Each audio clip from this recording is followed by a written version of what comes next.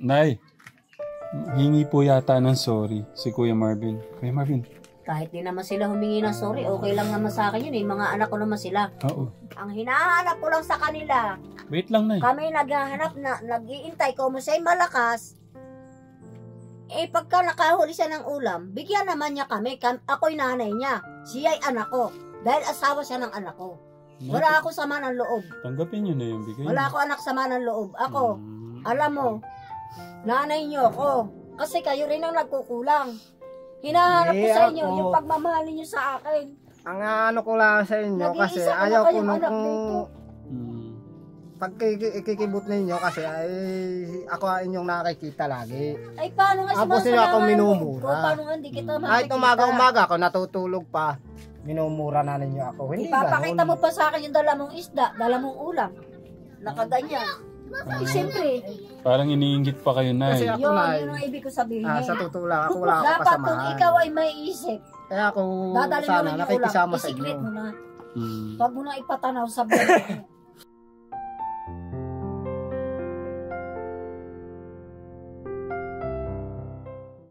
Nay, may kakausap din ho sa inyo, si Kuya Marvin. Dito na. Hindi na, hayaan mo na yun. Sige na po ka dito para marinig ko sa Nanay ko, nanay. pupunta sa kanila, hindi pa halos nakakaupo. Tataboy na nila pa uwi. Mm. Oh. Eh, iyan ang nagpalaki dito eh. Ah. Nang kinuha sa akin ng nanay ko to, 1 buwan pa lang eh. Mm. Baka nga wala pa eh. Ninakaw ng nanay ko, ito. Mm. Iyan, ito ang nagpalaki dito. Kaya siyang may power. Pero ako, kapalibasaan ako, nasasaktan ako sa ginagawa niya sa anak ko. Nay, wait lang. Kalma lang po. Iyan na lang natin kay Kuya Marvin. Ano po yung parang sama ng loob para mag-okay na po tayo. Hindi, ang inaano ko nga sa kanya, Mm. parang hindi niya kami pamilya kung ituring. Mm. Papaliwanag po yung side mo, Kuya Ang gusto Marvin. ko, sila, mga anak ko, pumupunta naman ako sa kanila eh. Yeah. Lumalapit ako doon. Pag minsan, nak, anong ulam niyo?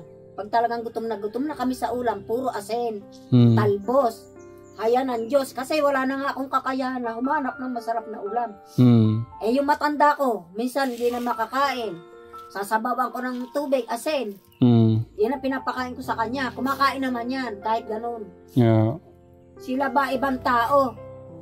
Na, silipin ko ngayon 2 hype na matandang yan, mabigyan ba lang kahit na ulo na isda? Mm. Wala eh. Magdadala siya ng isda, doon ang diretso sa dulo. Kasi niisip niyo daw po, Nay, baka daw may lason, kaya hindi na kayo... Hindi ako nagsasabi niyan, yung mga bata nila. Ah. Pag nagtatampo, yung mga bata nila na anak nito, yun ang nagsasabi na may lason. Mm. Kasi nga, pag kumakain yung mga bata, ewan ko kung bakit. Sasandok na lang ng pagkain. Pag tinignan niya, atras na yung mga bata. Mm. Oh, yun ang hindi ko alam. Pero yung mga apo ko, open dito. Ay, hindi ko nga alam, sasandok ng kanin yan eh. Kakain baka ako kayo kahit walang ulam? Opo. O sige, kung makakain kayo ng ulam, kumain kayo. Mm. Kuya Ako Marvin. hindi ako maramot, kahit ibang tao nga nangihingi sa akin, binibigyan ko eh. May sasabihin daw po si Kuya Marvin sa inyo. Ano sasabihin niya? Kuya Marvin. Masama ugali ko. Sige, go ahead. Ako hindi masama ugali ko, tampuhin ako. Yun Mm. ang sa totoo. Tampuhin ako. At ako, prangka, pag may gusto akong sabihin, sinasabi ko talaga ng harapan. Yeah. Hindi yung manggagaling pa rin sa kabila bago mo malaman na ako'y may sama ng loob. Mm, harapan po, no? Hindi ako ganun. Kuya Marvin. Isa nga, pinaprangka ko yung mga yan eh. Utang na nyo ka ako kasi sama na ugali nyo.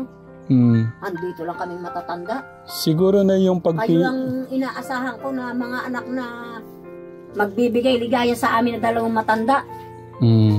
Eh kung tutusin, dapat kayong tumanaw ng utang na loob dito sa matanda eh. Yan ang nagpalaki sa inyo eh. Ako kahit hindi na, yung nanay ko na lang. Mm. Kasi ako makakadilensya pa ako eh. Yung minsan daw po kasi masakit to kayong magsalita na eh. Siguro Sakit. siguro piliin na lang ho natin yung mga salitang makakasak. Masakit. Yung gaya kanina, yung mga medyo nakakasakit ng gaya po ng ano, ayan, sasabihin po ng anak niyo. O sabihin mo, Mila. Kurape? Ando sa kaldero ah. Yung mga sakit daw sa kanya. Yung mga salita. Yung mga salita daw na naririnig daw niya ni Marvin. Anong masakit nga? Nasalita ninyo. Ano nga? Hindi niya gusto. Ano nga salita? Mga sinasabi niyo sa kanya masama ugali, maramot. Ay talaga naman totoo yun eh. Sinasabi niya. Hindi naman ano yun eh. Totoo naman talaga yung sinasabi ko eh. Oo. Huwag niya nang sabihin niya. Talaga naman masama ugali niya eh.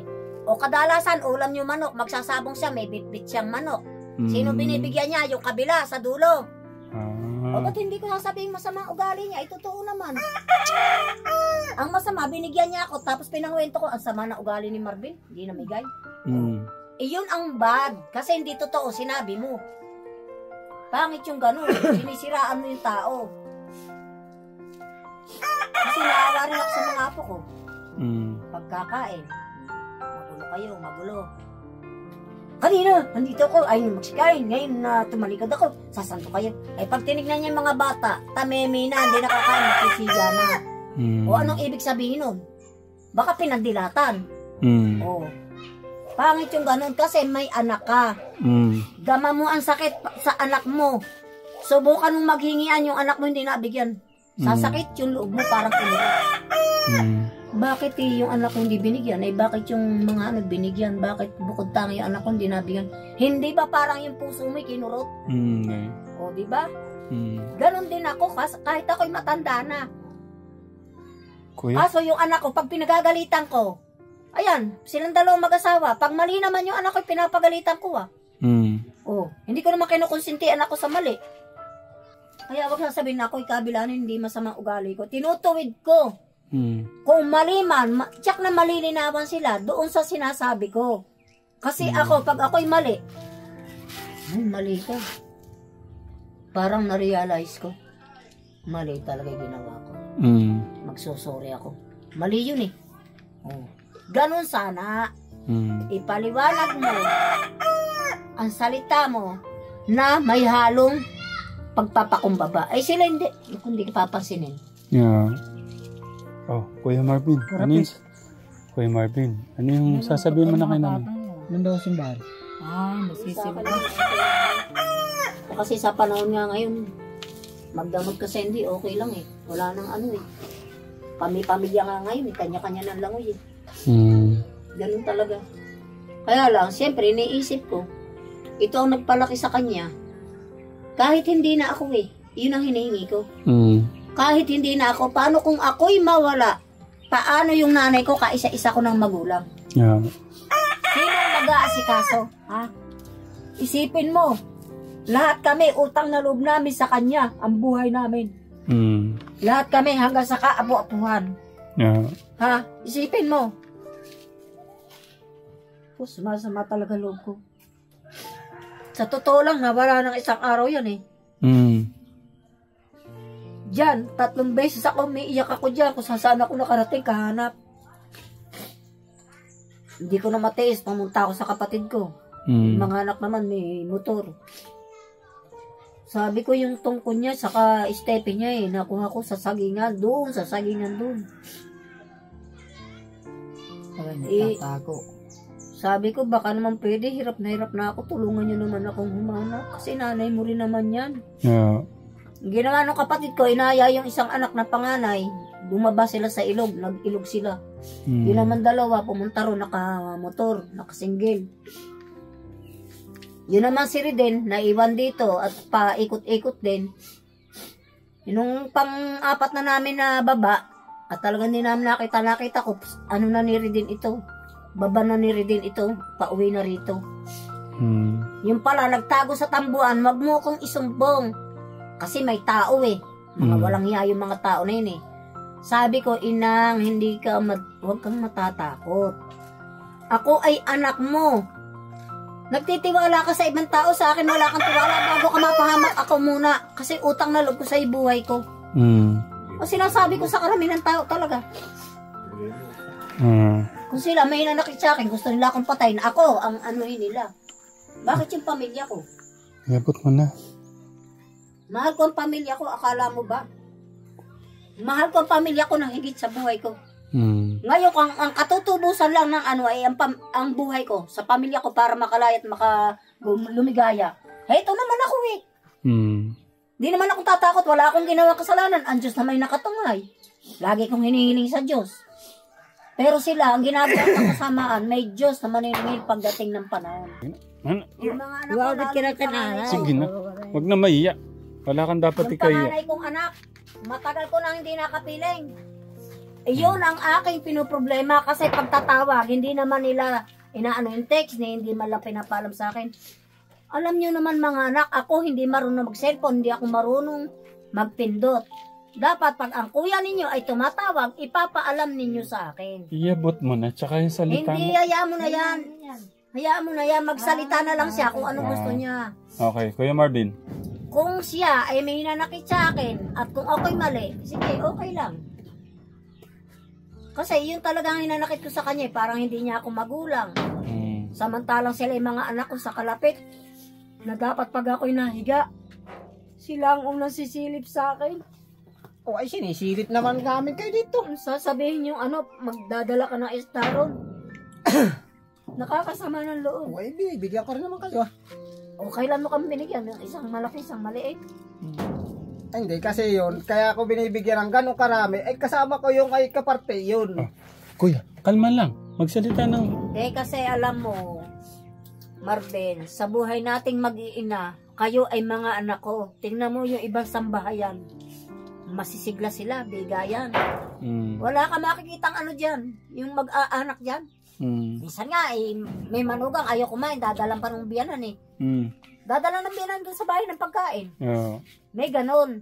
Ang ibig ko sabihin, kaming dalawang matanda, kaya nga, minsan naisip ko, sabi ko, inang, baklasin na lang natin to, ibalik na lang natin doon sa dam. Kaso ang problema, wala akong mautusan pagbaklas. Kasi doon yung talagang bahay namin sa Ibayo. Sa dam kami. Sila, ito pwesto nilang mag-asawa. Sa kanilang mag-asawa to. Ngayon, bilang ako'y matanda na, hindi makabuhat, ay sabi niyo... Lumapit to kayo sa kanila para makatulong sana sa inyo. Oo. Yun ang ano ko, kung sila'y may isip. Nagpataga ako ng mga kahoy, lahat ng anong yan, may bayad dyan, bali 20,000 lahat, ginastos dito. Ha? Lahat-lahat yan, niloko rin ako nang nagawa niyan eh. Oo. Saan po galing yung 20,000 na eh? Doon po sa amo ko. May amo po ako Sponsor po yun eh. na ano po ako sa sponsor. Yun, nakita ng pinaka-sponsor ko, sira yung bahay namin kasi napicturean ng sekretarya niya. Talaga pong wala ng bubong at wala na kaming mahigan kasi pag umuulan, hinaharangan ko po ng mga damit para hindi kami agusan, para makahiga lang kami. Eh nakita po nung nag-ano sa akin, kaya pinadalan po ako ng pampagawa. Alam mo, ang sakit ng kalingkingan, daman ng buong katawan. Ang gusto ko sa mga bata, ganun, pare-parehas. Sa amin man, hindi ako nag-aano eh. Kaya nga, sinasabi ko, ako nagwawalang kibo, napakahaba ng panahon, ilang taon na kami rito, mag-aapat na taon sa Miranda. Ang bahay namin talagang nasa dam. Talaga subo ko, pag siya may masasarap na ulam, dadala niya yung kabila. Pag adobong manok, dadala niya yung kabila. Kami dito. Sabi ko, sana bigyan tayo. Silip-silip lang ako dyan. Hala. Oh, diba? Nakakasama ng loob. Kasi kung tinuturing niya kaming lola, nanay, nila, bigyan mo yung dalawang matanda. Gamot na gamot nga pag makapagbigay siya eh. Oh. Pero ako, pag meron dito, gusto kong makain namin mag-ina. Makain ng mga anak at apo ko para kung lason yun, mamatay na kami lahat. Hindi na kami magdudusa pa sa kinabukasan. Ako sa totoo lang, hirap na hirap ang ano ko eh. Kalubang ko eh. Pasang ko lahat ang problema. Pasang ko lahat ang... Naku, hindi nyo lang nararamdaman. Hindi nyo lang nadarama. Puro problema ang laman ng puso ko at isipan. Kuya Marvin. Tapos madadagdagan pa. Alam nyo ba? Tapos may dadaan sa harapan. Ang akin kasi. Ganon. Ano na may sasabihin daw po? Pagdating sa kabataan, kaya nga yan ay pinagsasabihan para malaman nila yung sila ay nagkakamali. Hindi masama yun eh. Yung ikaw ay mangaral sa inyong ang mga kaanakan, wala akong pakialam doon. Dahil iyon ay isang pagdidisiplina. Maayos na disiplina. Ano nga ay? Ay nakikita ko kasi sa inyo eh. Oh, pag dumating yung bata, Baka kaya ka ako itong Jeffrey talagang dito matagal. Oh, Hindi. makakain mo lang ikay, kakain ka na naman. Kasi, Dito kasi minsan ginaganon ko nasusura rin ako eh. ang Sobrang tigas ano na kasi ulo, din sa siyempre, apo mga ninyong bata. iyan, Sinasabihan ko rin, Jeffrey, baguhin mo yung ugali mo. Kasi matanda na kami ni lola mo. Pag kami namatay, kawawa ka. Iyon ang diplomasya. Ayusin mo yung sarili mo habang handito kami. Paano kung kami nawala, natira ka sa ibang tao, wala kang alam na trabaho, kundi gumanyan. Hindi ka pa kakainin. Pagtatrabahuhan mo yan, yung gaganunin mo. Minsan matigas ang ulo, aalis, lilipat sa kanila. hindi, ang aking Doon naman, inaano ganun diyan, din. kaya ako yan kinagagalitan, walang problema sa akin ng pagkain. At yan ay pagkain yan eh. Ang ayaw ko lang yung ako'y nag-aahin, magsisipag-akyatan din sa taas, sasabihin mga gutom na. Ngayon, pag ako'y nag-ahin, ang gagawin magsisipag-akyatan doon sa taas.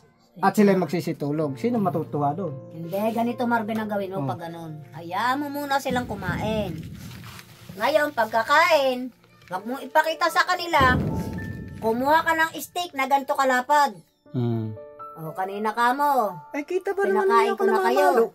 O, dito ka mo tayo hilera at tayo mag-uusap. Kung ano ang ibig yung sabihin sa akin, liwanagin ninyo. Hindi yung pag kayo pinakakain ko, nag-iinarte kayo at kung saan kayo magsisot, pangit ka mo'y ganon. Ako'y magulang mo, magulang nyo, kung ikaw itinuturing mo silang anak, ganon ang sasabihin mo. Hindi masama yun, dahil yun ay kabutihan nila yun eh. Ikabubuti po nila. Oo, yung tamang disiplina, yun ay ikabubuti nila yun. Kahit tampalin mo sa puwit yan ng pamalo, wag lang sa ulo, wag lang sa likod. Basta sa puwit. Tama po. Yun. Hindi, ako may ano rin ako ako may hinanakit din. Hindi na wala yung hinanakit sa tao eh. Hindi talaga mawawala yun. Iyon kasi, minsan natanim dito, Kasi nasakit dito. Naiisipan mo tuwing... Nay, wait lang. May sasabihin mo siya. Kasi yung kinagagalitan ninyo, yun lang ang yung kagalitan. Huwag nyo na idama yung iba. Sino bang iba? Kasi yung iba nadadamay kahit nga ano, Sino bang iba? gaya na yung nagagalit kayo kay inang. Oh. Gagalit kayo, ako'y tulog pa. Pati ako nadadamay. Eh, wala akong sinasabi sa iyo pag nagaganto ko kay ina. Eh, Wala iyon. Baka nagkakaringgan ka lang. ito, naririnig ko kayo diyan. Nagagalit Hindi. kayo umaga-umaga, ako ay Inang kasi nakahiga ganito. pa. O sige, ganito yun, pakinggan mo. Si Inang kasi alam nyo, ang isang pinaghihirap ko, hindi natutulog sa gabi. At yung pinto, permis na nakano yung nandoon na tali. nga. Eh di ngayon, lagi nakasilip. Sabi ko, ano ba Inang ang meron dyan at yan ka lagi nakabanla? Lagi ka nakasilip. Sinisilip mo ba si Marben? Ayun ang sinasabi ko. Hindi pagdadamayo, kundi sinisilip mo ba si Marben e natutulog? Saan o siya sumisilip, Nay? Ayan o. Dito. Iyan. Nay, tignan ko nga pagsilip nyo, Nay. Nay, tignan ko po. Si Lola. Ganyan po yung silip nyo. Okay, ganyan po daw yung silip niya. Yan kasi, alam nyo sir, kaya ako tinapalan. Nakapako Umada. yung mga dingding na yan at kompleto. Pag inilala ko yung pinto, alam nyo ginagawa, binabali, tinutulak doon siya dumadaan. Dito siya dumadaan. Kaya ako nabubusit. Nilagyan lang nito ah. Dahil Maalis nasa po siya ng gabi. pagulianin niya. Eh, sabi ng nanay ko, pagulianin niya. wag ka na nanay Sa dami lumabas. kasi ng trabaho ko, hindi ko na mapigil yung sarili ko. Pahinga ko, laba. Minsan dudumi pa yan, may akong bisan, ganun. Parang naiirita na ako. Pinagtatapon ko na ibang damit. Tapos pag madikit siya roon, gusto niya doon matutulog, dala yung kumot. Inang, sabi ko, wala nang mahigan sila doon. Eto naman ka, kung sarili mo, nag-iisa ka dyan. At ako naman, eto rin yung sarili ko. Maluag tayong makakahiga. Huwag ka nang makipagsiksikan doon sa mga apo mo. Kasi yung iba, sinasapna na lang yung lupa para doon sila mahiga. Nay, hingi po yata ng sorry si Kuya Marvin. Kuya Marvin. Kahit di naman sila humingi ng sorry, okay lang naman sa akin yun eh. Mga anak ko naman sila. Oo. Ang hinahanap ko lang sa kanila, Wait lang, Nay. kami naghahanap na, nag-iintay ko mo siya'y malakas. Eh pagka nakahuli siya ng ulam, bigyan naman niya kami. Ako'y nanay niya. Siya'y anak ko. Dahil asawa siya ng anak ko. Wala ako sama ng loob. Tanggapin nyo na yung bigay. Wala ako anak sama ng loob. Ako, alam mo, nanay niyo ako. Kasi kayo rin ang nagkukulang. Hinahanap ko sa inyo yung pagmamahal niyo sa akin. Ang ano ko lang sa inyo kasi Nag-iisa ko na ayaw ko kayong nung anak dito. pag ikikibot ninyo kasi ay ako ang inyong nakikita lagi. Ay, paano nga Tapos nila ako sinasalaman minumura. ko? Paano nga hindi kita makikita? Kahit umaga-umaga ako natutulog pa, minumura na ninyo ako. Hindi Ipapakita ganun. mo pa sa akin yung dala mong isda, dala mong ulam. Nakaganyan. Eh, siyempre, Parang iniinggit pa kayo, Nay. Kasi ako, yun Nay, ang ibig ko sabihin. sa totoo lang, ako wala ako Dapat kung kasamahan. ikaw ay may isip, Kaya ako dadalhin mo sana rin yung ulam, nakikisama sa isikret inyo. mo na. Hmm. Huwag mo na ipatanaw sa buhay mo. Kasi alam mo, walang naghahanap buhay, walang tumutulong. Maiisip niya, sabihin ng biyanan ko ay maramot ako, ganun ang... Ay, Nay, hindi na maulit yan. Maulit pa ba yun, Kuya Marvin? Hindi na. Eh ngayon, nagkalabasan na rin lang naman yung ating anong iyan. Sama ng loob. Eh, kung kami may pagkakamali, pagpasensyahan nyo na kami. Ay kaya nga, sana sa uulit, ang gawin niyo parehas. Kung mahal yun sa, yung tatay-tatay, matanay-nanayan. Eh ako na may tunay yung nanay, tunay, yung asawa mo tunay kong anak eh. Oh. Dapat bago ka magmagandang loob sa ibang tao, sa magulang muna. Tama. Tumpak. Kasi walang ibang tutulong kaya ayaw kundi ko kayong tayong mag-anak sa ating mga sarili. Nay, wait lang, may sinasabi siya. Kaya kamo hindi ko kayo kinikibo dahil pagka ako ay kumikibo sa inyo, ay kayo nagagalit sa akin ay. Lahat mura na. Gaya na yan, hindi naman umaga-umaga. Hmm. Nagigising ako, nagmumura na kayo diyan. Ang pinagagalitan ko nga si lola mo. Kasi minsan sisilip doon. Kaya nga, Bubuklatin yung ano nila, ay Pagagalitan niyo alam yung na walang matanda. pinto. pati ako ay nadadamay.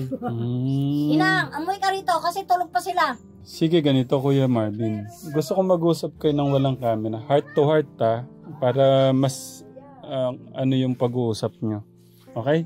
At least hindi na nabasag na yung hiya ni Kuya Marvin Katekram. Dito muna. Yung medyo personal. Okay? Mag-usap kayo ni Nani. Kung ano yun. Kasi nakalipas na, nagkahingahan na. Ngayon, sabihin ko na lang sa kanila, di ko may dala silang ulam, dadalhin lang sa ibang bahay. Eh, sa amin, wala.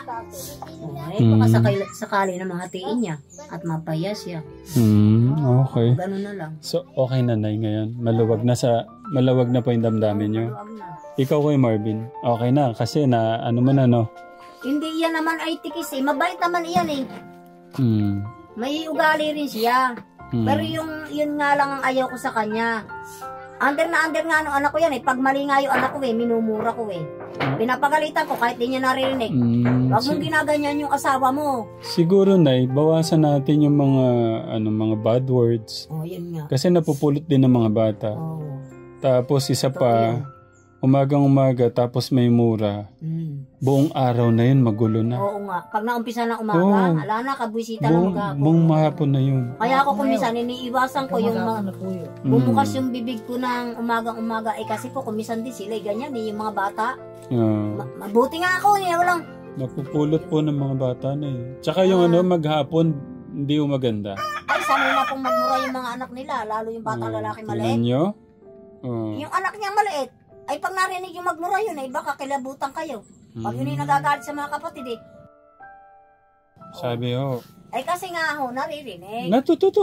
Narinig kay tatay, kay nanay. Yun. Eh, hindi ako gumagamit ng mga... Ito ang di maganda, Nay. Wait lang, nanay. Matakot kayo. Balang araw, kayo nang mumurahin niya. Oo. Totoo yun. Totoo po yun. Pag hindi po si Mibrina.